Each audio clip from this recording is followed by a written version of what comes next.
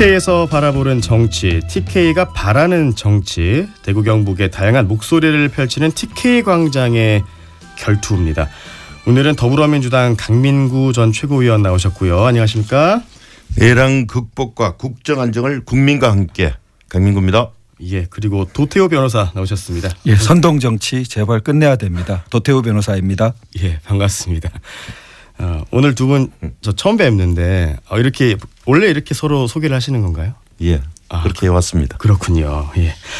자, 먼저 윤 대통령 탄핵 심판 얘기부터 해보겠습니다.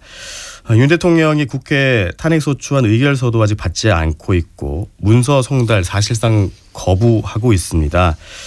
탄핵 절차가 지연될 수 있다는 지금 예상들이 나오고 있는데 이 상황 먼저 어떻게 보고 계시는지부터 얘기를 해보겠습니다. 예, 강민구 위원장님부터. 아직까지도 자신이 대통령인 줄 알고 있는 겁니다. 통치행위가 사법심사 대상이 아니다라고 담화를 발표했잖아요. 이렇게 이야기하는 걸 보니까 이제 삼척 동자도 웃고 기가 찰 노릇이고요. 통치행위라 하더라도 국민의 기본권 침해와 직접적인 관계가 있다면 심판 대상이라는 판례도 있습니다. 이렇게 담화 발표하는 걸 봐서는 극우 유튜버야 아스팔트 태극기 부대여 일어나서 나와 함께 싸우자라는 것이고 이건 갈라치기 하는 것이고요. 또 이 같은 행위는 헌법재판소 심리기관을 최대한 끌어보겠다는 것이라서 지금 축구로 말하면 그라운드에 들어놓는 침대 축구라고 비유를 하고 있지 않습니까? 네. 참으로 회개한 일이 계속 일어나고 있고 일각에서 얘기하는 이재명 대표 2심 재판 결과까지 끌고 가겠다는 것인데 정말 어처구니 꾼이 없는 행동이고 원래 이재명 대표 사법 리스크는 없습니다. 예. 네. 도태우 변호사. 예, 지금 대한민국에 두 종류의 사법 시계가 있는 것 같습니다. 하나의 시계는 빛의 속도처럼 광속을 요구받고 있고요. 다른 하나의 시계는 느림보 누가 더 느림보인가 경쟁하는 달팽이 시계 같습니다. 광속 시계를 적용받는 국민, 달팽이 시계를 적용받는 국민. 그러면 법 앞에 평등이 지켜질까 상당히 우려스럽습니다. 광속 시계를 적용받는 형사 모든 사건들에서 그런 국민 또 그쪽 편에 속해 있다고 생각되는 국민들은 2등 국민 취급받는 것 아니겠습니까? 형사재판이라든지 모든 것에서 한없이 지연해도 되고 윤미향 의원 마칠 때까지 당선 무효형 다 피해갔다가 마치고 나서야 당선 무효형 선고받고 조국 전 대표 그리고 지금 황운하 의원 마찬가지입니다.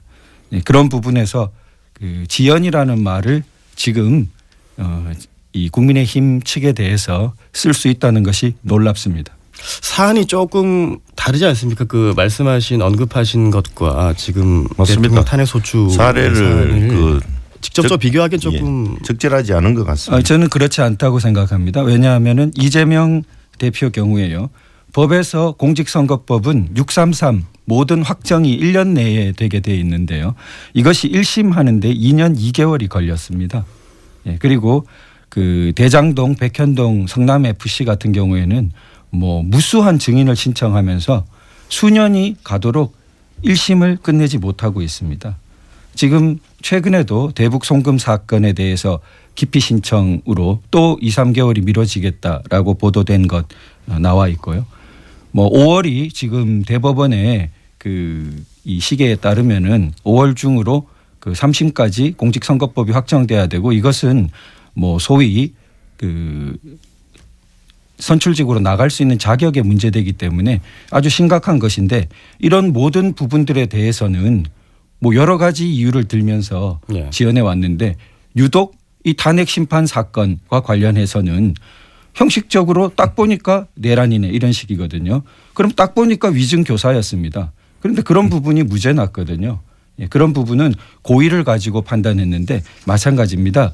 이 내란이란 말 함부로 쓰는 것은 굉장히 부적절하고요. 이것은 목적이 구성 요건에 있는 것이어서 마치 고의 판단처럼 굉장히 복잡하고 그 인간의 주관적인 영역이기 때문에 내란인지 아닌지는 이제 재판부에서 판단해 줄 문제고 지금 이제 진행이 되겠죠. 일단 헌재에서 16일에 이제 보냈는데 대통령실에서 접수 확인을 안 해주고 있다. 송달받은 날로부터 이제 일주일 이내에 답변서를 제출해야 되는 걸로 알고 있는데 후속 절차도 지금 지연이 좀 불가피해 보이는데 이게 시간 끌기 전략이라고 보시는 겁니까? 당연하죠. 계속 시간 끌기를 하시고 저하고 같이 나오는 도태우 변호사님께서도 지금 아니 어떻게 헌법기관인 국회에 군인들이 총을 들고 들어가는 사건이 이게 내란이 아니고 무슨 겁니까? 이걸 보고 그 삼척 동자도 어린애도 친히 구태타라고 실패한 구태타고 영화 대사가 있잖아요. 실패하면 반역이에요. 반역했어요 지금. 국민에게 위협하고 총금을 갖다 대는 것은 명백한 내란입니다. 그래서 예전으로 말하면은 정말 반역죄로 다스려야 되는데 자꾸 아니라 하고 지금 도 변호사님도 자꾸 적하시는 거 보니까 참 심각하다는 생각이 많이 듭니다. 네, 이게 계속 이제 시간을 끌게 되면 체포영장이 발부될 수 있는 명분이 될 수 있는데 이제 윤 대통령의 전략은 뭘까요? 지금 오늘 우리 민주당 박찬대 원내대표도 저렇게 시간 끌게 하면은 국민과 함께 나서서 체포해야 되지 않겠느냐 할 정도입니다. 정말 심각합니다. 대통령의 탄핵되는 윤석열 씨의 뇌 구조가 정말 심각하다고 생각합니다. 굉장히 좀 부적절한 말들이 많이 나오고 있는 것 같고요. 우리나라의 법치주의를 정말 흔드는 말들이 많이 나오고 있는 것 같습니다. 이재명 대표와 민주당 측이 이때까지 적법 절차를 한편으로는 파괴하고 또 한편으로는 적법 절차 원리를 얼마나 악용해 왔는지를 생각하면 그 송달받는 문제에 있어서도 오죽하면 법원이 지금 국회의원실에 가서 주겠다는 말까지 나왔지 않습니까? 그런데 어느 편에 대고 송달 문제를 거론하는 것입니까? 그래서 이 적법 절차 원리를 생각해 볼 때 이번 지금 나오고 있는 헌재 판관 임명 문제도 마찬가지인데요. 이게 사실은 민주당이 졸속 탄핵을 서둘렀기 때문에 일어난 일입니다. 네. 숙려를 충분히 하지 않았기 때문에 그 뻔히 예견된 사실조차 간과해 버린 거예요. 지금 이미 소추를 해놓고 소추기관은 국회입니다. 그럼 국회가 헌법재판관을 선출하겠다. 검사가 판사를 선출하겠다는 격입니다. 이게 어떻게 그 법적으로 말이 되겠습니까? 그러면 뻔한 이런 사태를 피하려면 어떻게 했어야 됩니까? 법사위 조사도 거치고 하면서 이것을 자꾸만 선동으로 몰아갈 것이 아니라 차분한 숙려 속에서 탄핵 심판 절차를 진행했다면은 국회 선출 몫을 선출해 놓고 그리고 얼마든지 탄핵 소추 의결을 해도 할 수 있는 거죠. 그러나 그런 모든 것을 원리를 파괴해 놓고 이제 와서는 막 대행을 압박하면서 안 하면은 뭘 하느니 이런 것은 그야말로 법치주의를 조롱하고 파괴하는 행위라고 생각합니다. 비상계엄령 이후에 모든 절차가 지금 너무 빠르게 진행되고 있다. 한번 대조를 해보십시오. 상식적으로. 예.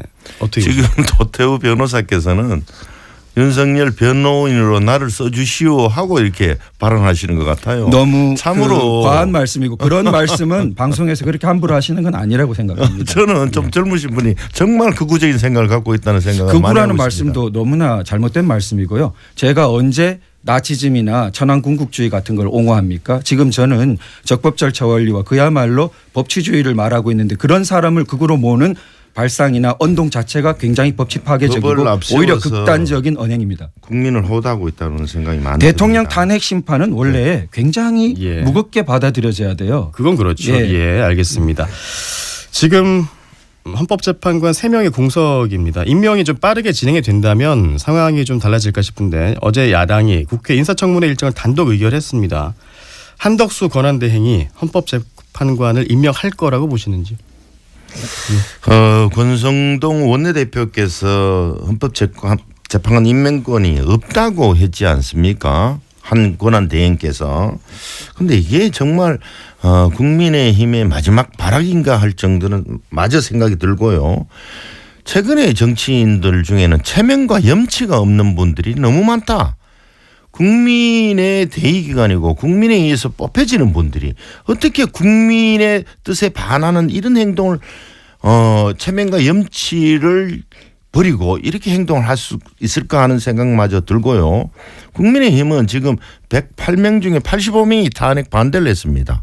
퍼센테이지로 하면 약 80% 가까운데 반대로 80% 이상은 국민은 찬성해야 된다 하는데 이렇게 반대로 가고 있는 것에 대해서는 국민의 짐을 떠나서 더 이상 말도 나오는데 제가 이만 그만하고 싶고요.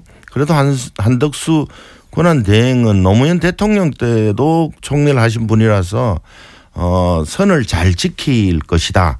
자신의 처신을 잘해서 헌법재판관 임명을 할 것이다. 이렇게 보고 있습니다. 지금 이제 아무래도 좀 민감한 사안이라서 워딩이 좀 세게 나오시는 것 같은데 뭐 아니요. 워딩이 다른 국민에 비할 때보다 예. 아주 제가 그래도 조금만 부드럽게 하고 더 있습니다. 예. 부드럽게 제가 확실하게 표현해 주시고 생각할 때 아까 전에도 말씀드렸지만 그 탄핵 심판으로 대통령이 이렇게 바뀌고 하는 것은 전형적으로 그 후진국 민주주의에 있는 현상들입니다. 그래서 다시 한번 그 탄핵 부분으로 대통령 파면 사태 이런 것이 일어날 때 우리 민주주의가 굉장히 취약 민주주의로 떨어질 수 있다는 우려가 헌법학계에서 나오고 있고요. 그런 부분에서 그 미국 대통령제의 원조국가인 미국에서는 우리가 알듯이 한 번도 그 탄핵으로 파면이 일어나지 않았습니다. 그런데 그 이게 일어난 전통이 그 19세기 중반 100년도 더 전에 이미 앤드류 존슨 대통령 탄핵 사건 때 그 한 표 차이로 될 때 반대편 격렬한 정치적 반대였던 에드먼드 로스 상원 의원이 이 자기가 왜 반대했냐 거기서 이 탄핵을 대통령으로 이렇게 하면은 당파 독재의 길이 열리고 대통령 행정부가 완전히 이제 입법부에 종속되는 그런 귀결이 된다. 이 현명한 판단이 미국 민주주의를 살리고 지금까지 미국이 얼마나 그 대통령제를 운영해 오고 있습니까? 그런 지혜가 우리나라에 절실히 필요하다고 생각됩니다. 그 국민의 민주적 정당성으로 가장 큰 것이 대통령입니다. 국회는 나뉘어져 있고 그리고 헌법재판소의 민주적 정당성은 극히 뭐 비교도 할 수 없는 수준이고요. 그러면은 그러한 헌법재판소가 민주적 정당성이 가장 큰 대통령을 파면한다는 결정이 얼마나 무거운 것인가를 이 지난 박 대통령 탄핵 때도 우리가 굉장히 놓친 바가 있고 이번에는 절대 그러한 우를 범해서는 안 된다. 그렇게 생각됩니다. 지금 야당의 국회 인사청문회 일정 단독 의결을 한다고 하지 않았습니까? 그러면은 3명 중에 2명만 야당 몫으로 선정이 되고 여당 몫은 남겨두는 겁니까? 어떻게 됩니까? 아닙니다. 세 분 다 국회 추천 몫이기 때문에 네. 같이 임명이 될 거라고 보고 있습니다. 금방 이 논제에서 자꾸 그 도 변호사께서 후진 민주주의라고 했는데 제가 생각할 때 계엄을 선포한 대통령과 그 여당이 후진 민주주의를 하고 있는 거고 이걸 막아내는 국민은 선진 민주주의를 하고 있는 거예요. 이게 정말 자기가 하면 모든 것이 옳다는 자기 나르시즘에 빠졌는 게 아닌가 하는 심각한 우려를 해봅니다. 이제 그 너무 날선 공방들은 조금 이제 나가서 하시고 오늘 오전에 임시 국무회의가 또 열립니다. 쟁점 법안 6건에 대한 거부권 행사가 어떻게 될지 지금 관심이 집중되고 있는데 어떻게 보십니까?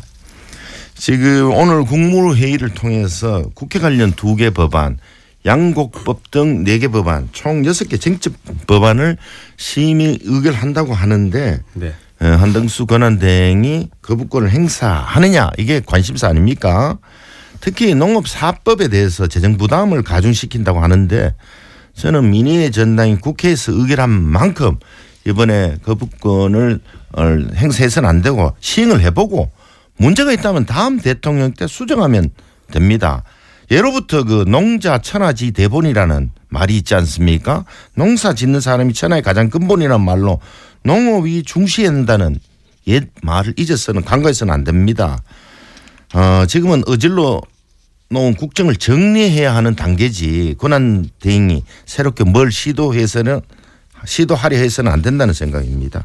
네. 예, 우리 맥락을 보면은 이 소위 입법 독재라는 말이 나올 정도로 그 행정부 마비에 오로지 집중했던 오로지 탄핵, 오로지 특검 이런 부분의 파행적인 진행이 우리 지금 굉장히 국민적으로 우려스러운 사태에 선행되는 맥락입니다. 그런 면에서 지금에 이르러서도 만일 다수면 다 된다라는 식으로 행한다면은 이 국정을 그 정상화하고 국정을 하루빨리 안정시키려는 태도가 아니라고 생각되고요. 민생 입으로만 할 것이 아니라 거부권 자체가 되기 전에 만일 여야 합의로 법안이 올라갔다면 왜 거부권 이야기가 나오겠습니까? 이런 위기 상황일수록 어떻게든 합의를 도출하고 숙려를 할 수 있는 문화를 만들어내야 되는데 그런 부분은 도외시하고 다수결로 했으니까 뭐 다 거부하면 안 돼. 이것은 헌법적으로 맞지 않는 태도이고 법률을 통과시켰다고 해서 다 옳은 것이 아니라 위헌법률 심판까지도 있는 것이 우리 높은 단계의 이 민주주의 국가입니다. 지금 우리나라가 고도에 집중화된 대통령제라고 권한이 너무 막강하다고 이거를 비난하는 분들이 있지 않습니까? 고쳐야 된다고. 네. 이처럼 대통령 권한이 정말 막강함에도 불구하고 왜 그러면 야당하고 진즉이 좀 소통하고 좀 함께 봅시다. 민생이 어려우니까 같이 가봅시다.